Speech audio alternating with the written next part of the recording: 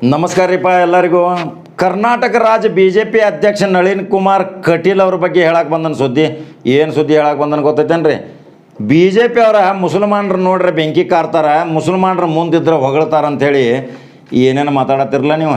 ಆದ್ರೆ ನಳಿನ್ ಕುಮಾರ್ ಕಟೀಲ್ ರಾಜಕೀಯ ಬೆಳವಣಿಗೆದಾಗ ಕಷ್ಟ ಕಾಲದಾಗ ಮುಸಲ್ಮಾನರು ಹೆಂಗೆ ಸಹಾಯ ಮಾಡ್ಯಾರ ಅನ್ನೋದು ಸ್ವತಃ ನಳಿನ್ ಕುಮಾರ್ ಕಟೀಲ್ ತಮ್ಮ ಏರಿಯಾದಾಗ ಮಾತಾಡ್ಯಾರ. ನೋಡ್ರಿ ಹೆಂಗೈತಿ. ಮುಸಲ್ಮಾನರನ್ನ ಸಮಾವೇಶ ಕರೆದಾರ್ರಿ. ಎಲ್ಲ ಮುಸಲ್ಮಾನ ಎಡಕ್ಕೆ ಬಲಕ್ಕೆ ಎಲ್ಲ ಮೌಲಾನಾಗಳು ಗಡ್ಡಾದಾರಿಗಳು ಎಲ್ಲ ಟೊಪ್ಪಿಗೆ ಅವ್ರು ಕೂತಾರ್ರಿ. ಆವಾಗ ಹೆಸರು ತೊಗೊಂಡು ಹೇಳ್ಯಾರ, ನಾವು BJPದಾಗ ಇದ್ದರೂ ಸಹಿತ ಕಷ್ಟ ಕಾಲದಾಗ ನನಗೆ ಮುಸಲ್ಮಾನರ ಸಹಿತ ಎಷ್ಟು ಸಹಾಯ ಸಹಕಾರ ಮಾಡಿ ಇವತ್ತು ನನಗೆ ಇಂಥ ಸ್ಥಾನ ಕೊಡ್ಬೇಕಾದ್ರೆ ಪ್ರಮುಖ ಕಾರಣ ಮುಸಲ್ಮಾನರು ಅಂತಾರೆ. ಇದನ್ನು ಅಂಧ ಭಕ್ತರು ನೋಡ್ಬೇಕ್ರಲ್ಲ. ಅಂಧ ಭಕ್ತರು ಏನಾಗ್ತಾರೆ ಹೇಳ್ರಿ, ಎಲ್ಲೆಲ್ಲೋ ಹಳಿ ಇತಿಹಾಸ ತೊಗೊಂಡು ಏನೇನೋ ಹಳಿಯದ ಇತಿಹಾಸ ದೊಡ್ಡ ಬಲ್ಲಾರ್ಗತೆ ಅಂಧ ಭಕ್ತರು ಏನೇನೋ ಹಾಕ್ತೀರಿ. ಆದ್ರೆ ಆ ಅಂಧ ಭಕ್ತರಿಗೆ ಒಂದು ತಿರುಗಬಾಣ, ಒಂದು ಚಾಟಿ ಎಟ್ಟು ಕೊಟ್ಟಂಗೆ ನಳಿನ್ ಕುಮಾರ್ ಕಟೀಲ್ ಯಾವ ಟೈಪ್ ಮುಸಲ್ಮಾನರ ಸೌಹಾರ್ದತೆಯಿಂದ ಅದಾರ, ಯಾವ ರೀತಿ ಮುಸಲ್ಮಾನರ ಸೌಹಾರ್ದತೆ ಬಯಸ್ತಾರ, ಅದನ್ನು ವಿಷಬೀಜ ಬಿತ್ತವ್ರು ಯಾರು ಅಂತೇಳಿ ಸ್ವತಃ ನಳಿನ್ ಕುಮಾರ್ ಕಟೀಲ ಕೇಳ್ಯಾರ. ಹಿಂದೂ ಮುಸ್ಲಿಮದಾಗ ಯಾಕೆ ನಡು ಒಡ ಕೂಡ್ಸಾಕತ್ತೀರಿ ಅಂತ ಕೇಳಾಕತ್ತಾರ ನಳಿನ್ ಕುಮಾರ್ ಕಟೀಲ್. ನಳಿನ್ ಕುಮಾರ್ ಕಟೀಲ್ ಅಂದ್ರೆ ಯಾರ್ರೀ? ರಾಜ್ಯದ BJP ಅಧ್ಯಕ್ಷರ. ಕರ್ನಾಟಕ ರಾಜ್ಯದ ಒಂದು BJP ಅಧ್ಯಕ್ಷ ಪ್ರಮುಖ ಸ್ಥಾನ ಹೊಂದಿದಂಥ ವ್ಯಕ್ತಿ, RSS ಮೂಲದಿಂದ ಬಂದಂಥ ವ್ಯಕ್ತಿ.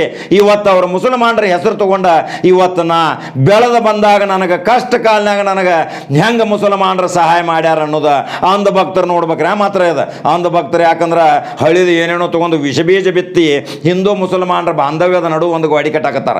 ಅದರ ಸಲುವಾಗಿ ಹಿಂದೂ ಮುಸಲ್ಮಾನ ಅನ್ನೋದು ಗೋಡಿ ಕಟ್ಟಕ್ಕೆ ಹೋಗ್ಬೇಡ್ರಿ. ಆ ಗೋಡಿ ತೆಗೆದ ಎಲ್ಲರಿಗೂ ಕೂಡಿಸೋ ವ್ಯವಸ್ಥೆ ಮಾಡ್ರಿ. ಒಂದು ಹೆಜ್ಜೆ ನೀವು ಇಟ್ರ 10 ಹೆಜ್ಜೆ ಅವರು ಇಡುವಂಥ ಪರಿಸ್ಥಿತಿ ನಿರ್ಮಾಣ ಮಾಡ್ಕೋರಿ. ಇದು ಎಲ್ಲ ರಾಜಕಾರಣಗಳಿಂದ ಇವತ್ತು ಹಿಂದೂ ಮುಸ್ಲಿಂ ಆ ಜಾತಿ ಈ ಜಾತಿ ಅಂತೇಳಿ ಬಿರ್ಕು ಹೊಡ್ಸಾಕತ್ತಾರ. ಅವ್ರನ್ನ ದೂರ ಇಟ್ರಂದ್ರೆ ನಾವು ಮೊದಲಿನ ಕಾಲದಾಗ ಹೆಂಗಿದ್ದು ರೀ, 50 ವರ್ಷದಿಂದ ಶಾವಿಗೆ ಪಾಯಸ ಮುಸಲ್ಮಾನರ ಮನೆಯಾಗಿಂದ ಇಲ್ಲಿ ಬರ್ತಿದ್ದು, ಇವರು ಹೋಳಿಗೆ ತುಪ್ಪ ಅವ್ರ ಮನೆಗೆ ಹೋಗ್ತಿದ್ದು, ಅಮಾಸಿ ಹುಣ್ಣಿಮೆ ಎಷ್ಟು ಸೌಹಾರ್ದತೆಯಿಂದ ಇದ್ದು ರೀ. ಬಿಟ್ಟು ಊಟ ಮಾಡ್ತಿರ್ಕಿಲ್ಲ. ಮೌಲಾ ಸಾಹಬನ ಮನೆಗೆ ಕೊಟ್ಟ ಬಾ, ಮೊಹಮ್ಮದ್ ಸಾಹಬನ ಮನೆಗೆ ಕೊಟ್ಟ ಬಾ. ಅವ ಮೊಹಮ್ಮದ್ ಸಾಹಬ್ ಬಂದ ಮೇಲೆ ತಮ್ಮ ಹಬ್ಬಿದ್ದಾಗ ಅವ ಹೇಳ್ತಿದ್ದ, ಸಾವಿತ್ರಿ ಅಮ್ಮ ಕೊಟ್ಟ ಬಾ, ಗೀತಮ್ಮಕ್ಕೆ ಕೊಟ್ಟ ಬಾ, ಆ ದೊಡ್ಡಗೌಡ್ರಿಗೆ ಕೊಟ್ಟ ಬಾ. ಇಂಥ ಎಲ್ಲ ರಾಜ ಮಹಾರಾಜರ ಕಾಲ ಇದ್ದಾಗೂ ಸಹಿತ ಸೌಹಾರ್ದತೆ ಮೆರೆದವ್ರದಾರ.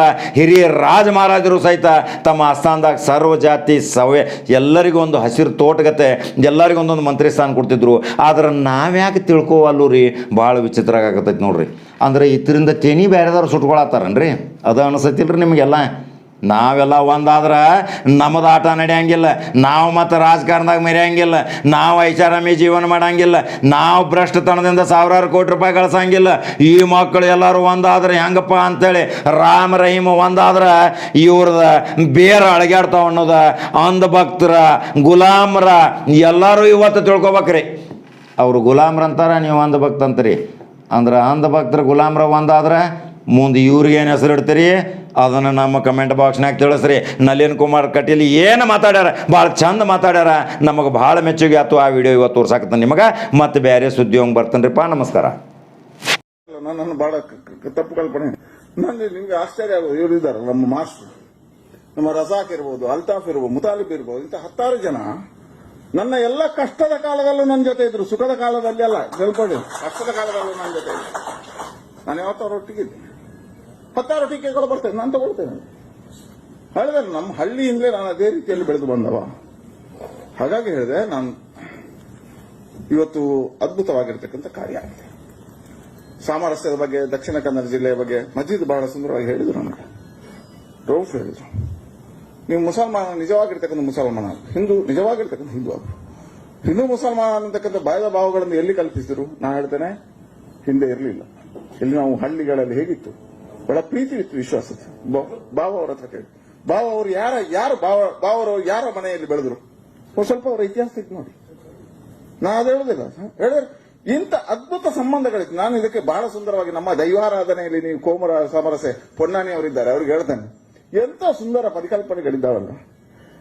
ನಿಮಗೆ 2 ದೈವಸ್ಥಾನದವರು ಹೇಗಿತ್ತು, 3 ದೈವಸ್ಥಾನಗಳ ಬಗ್ಗೆ ಹೇಳ್ತೇನೆ. ಅಷ್ಟು ಸುಂದರ ಆಗಿತ್ತು ನಮ್ಮ ಜಿಲ್ಲೆ. ಎಲ್ಲಿ ಅಂತ ಹೇಳಿದ್ರೆ, ನೀವು ಕಂದಾವರ ಬೈಲಲ್ಲಿ ಒಂದು ಮಸೀದಿ ಇದಿದೆ, ಮಸೀದಿ, ಬೈಲು ಮಸೀದಿ, ಬೈಲು ಅಲ್ಲಿ ಬಂಡಿ ಆಗ್ತದೆ. ಫಸ್ಟ್ ಮರ್ಯಾದೆ ಯಾರಿಗೆ ಕೊಡುದು ಗೊತ್ತಾ? ಅಲ್ಲಿಯ ಮಸೀದಿಗೆ ಗೌರವ. ಮಂಜೇಶ್ವರದಲ್ಲಿ ಮಂಜೇಶ್ನಾಯರ್ ಅಂತ ದೈವ ಇದೆ. ಅಲ್ಲಿ ಇವತ್ತಿಗೆ ಯಾರು ಬರಬೇಕು ಗೊತ್ತಾ? ಅಲ್ಲಿಯ ಮಸೀದಿಯಿಂದ ಬಂದ ಮೇಲೆ ದೈವ ಇತ್ತು.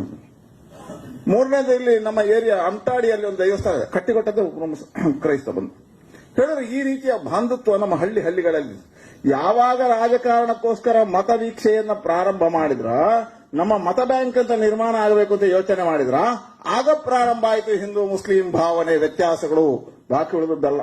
ಹಾಗಾಗಿ ಹೇಳಿದೆ ಇವತ್ತು ಅದೆಲ್ಲವನ್ನ ಬದಿಗಿಟ್ಟು ಇವತ್ತು ಈ ಜಿಲ್ಲೆಗೆ ನಿಮ್ಮ ಅದ್ಭುತವಾಗಿರ್ತಕ್ಕಂಥ ಏನಪ್ಪ ಶಿಕ್ಷಣ ಸಂಸ್ಥೆಗಳಿರ್ಬೋದು, ಎಲ್ಲ ಎಂತ ಕಾರ್ಪೊರೇಷನ್ ಬ್ಯಾಂಕ್ ನಿರ್ಮಾಣ ಎಲ್ಲಿಂದ ಆಯ್ತು. ಹೀಗೆ ಅದ್ಭುತವಾಗಿರ್ತಕ್ಕಂಥ ಯೋಚನೆ ಈ ಜಿಲ್ಲೆಗೆ ನಿಮ್ಮ ಕೊಡುಗೆಗಳು ಅದ್ಭುತವಾಗಿರ್ತಕ್ಕಂಥ. ಹಾಗಾಗಿ ಸಾಮರಸ್ಯ ಯಾಕೆ ಹೇಳಿದೆ ಅಂತ ಕೇಳಿದ್ರೆ, ಇವತ್ತು ಅತಿ ಹೆಚ್ಚು ಐಟಿ ಕಂಪನಿಗಳು ಬರ್ತಾ ಇದ್ದಾವೆ.